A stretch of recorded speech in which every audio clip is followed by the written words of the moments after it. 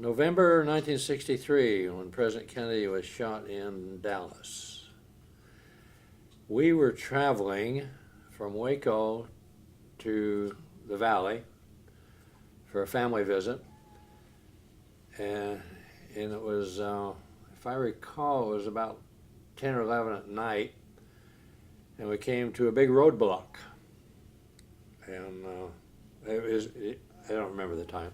It was after dark, which made it eerie and spooky because we had police cars all over the place, and it stopped everything on the major highways, and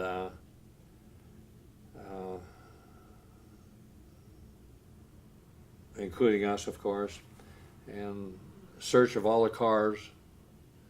Of course, my military ID card got me cleared right away and passed us through. And that's when we learned the shooting of the president. So it was quite a sobering affair.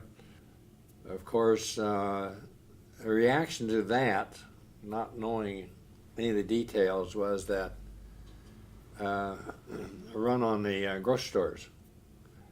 The gathering of supplies, including food and staples and water and flashlights and all this stuff that we were trained to accumulate. Well, what did you think was happening? Nobody knew. No information was coming out except the president's been shot.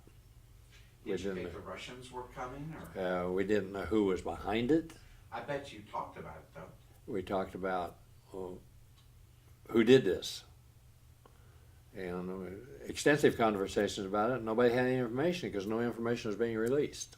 But lots of times people love to speculate. We're going to have a war. It's an inside job. The range of theories was rampant. I mean, every theory you could think of was talked about.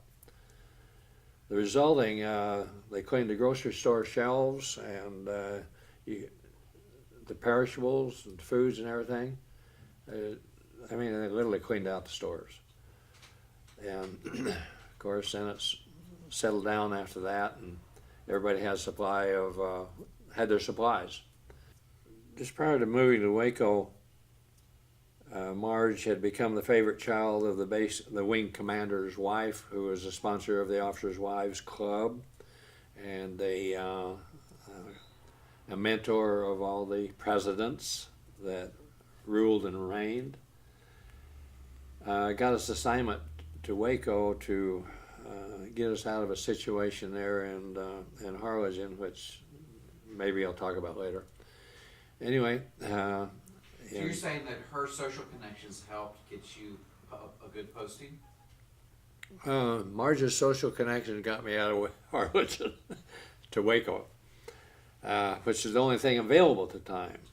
Because 6 years in one base and one job is not career enhancing. So the wing commander got me reassigned to Waco with his intervention, and we left there with great thanks to them. And there's a big story behind that, but not for this morning.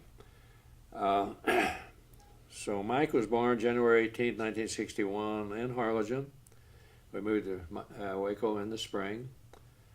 The doctors, back when little Jim was born, Marge had a melanoma cancer on the hip, a groin area, and the doctor said she's not having any other children.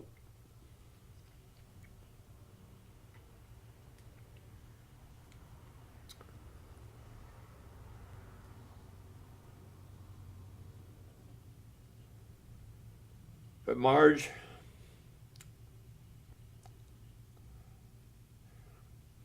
being Marge, wanted to have 4.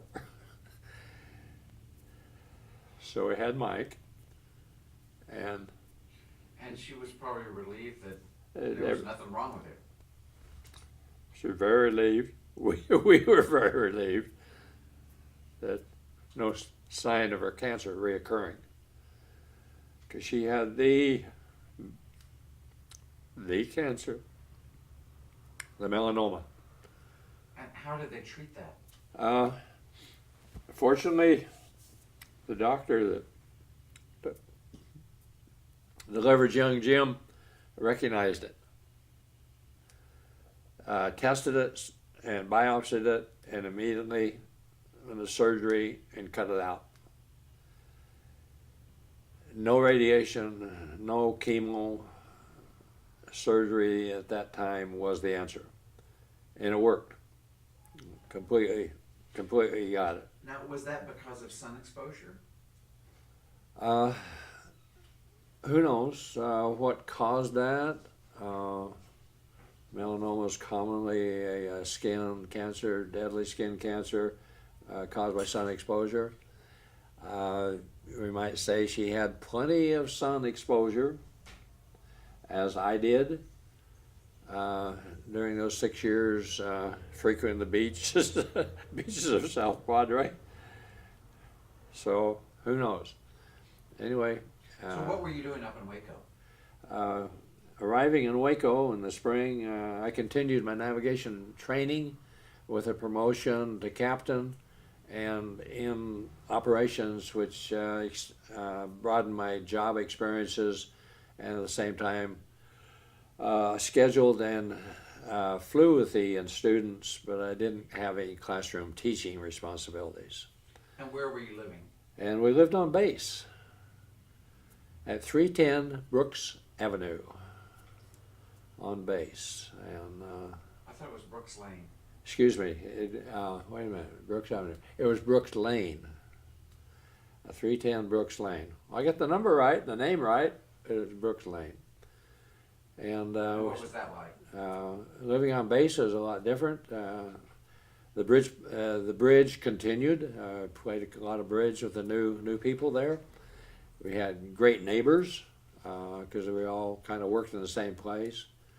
Had some tremendous neighbors, a doctor neighbor and a supply officer neighbor and a chaplain neighbor, all within 5 houses.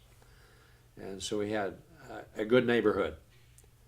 Can we go back up a little bit? Sure.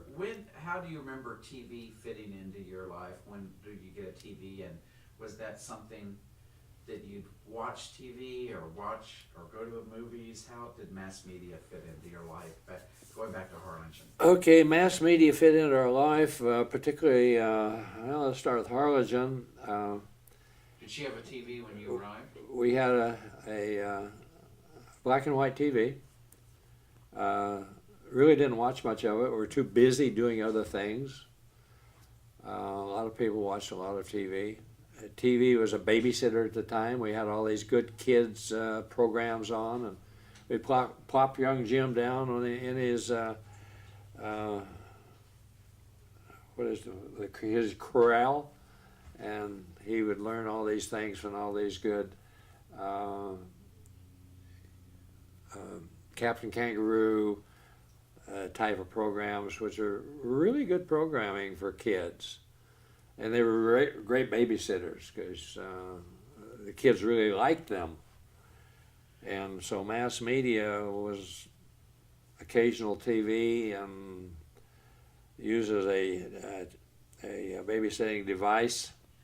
So let's go to Waco.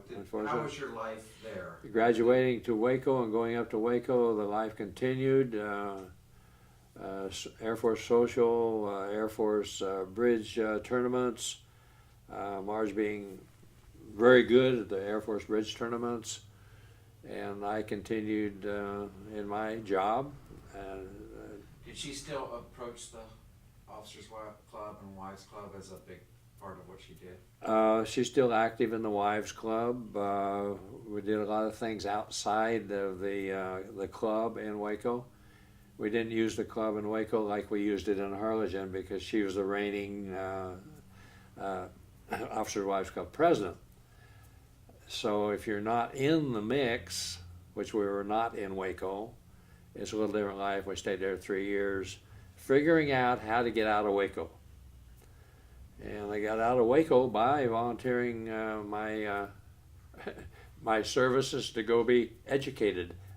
And I was chosen through the AFIT, or the Air Force Institute of Technology Training. And of course, And where did you go? Mike had his first 3 years there, and young Jim had his first I'm going to run away from home experience. And What do you remember about that? what I remember about that, I helped him pack his bag, and What was the, why did I want to run away from home? he came to something that I believe that Mother had said he couldn't do, and I agreed with Mother. Agreed with Mother. He says, "I'm leaving home." And at that time, that would be 1961. The kid's 6 years old, showing his independence, and so I helped him pack his little knapsack and put his bag on his shoulder and wished him well and asked him what he was going to do when it got dark. And he said, "I'll be all right." Okay, that's fine. You have enough food in there to last. Where are you going to get food when you run out of food? And I think I left him with enough questions that he reconsidered what he was doing. Anyway, we opened the door, let him out. He walked out, and of course we watched where he was going. And he made it out to the carport.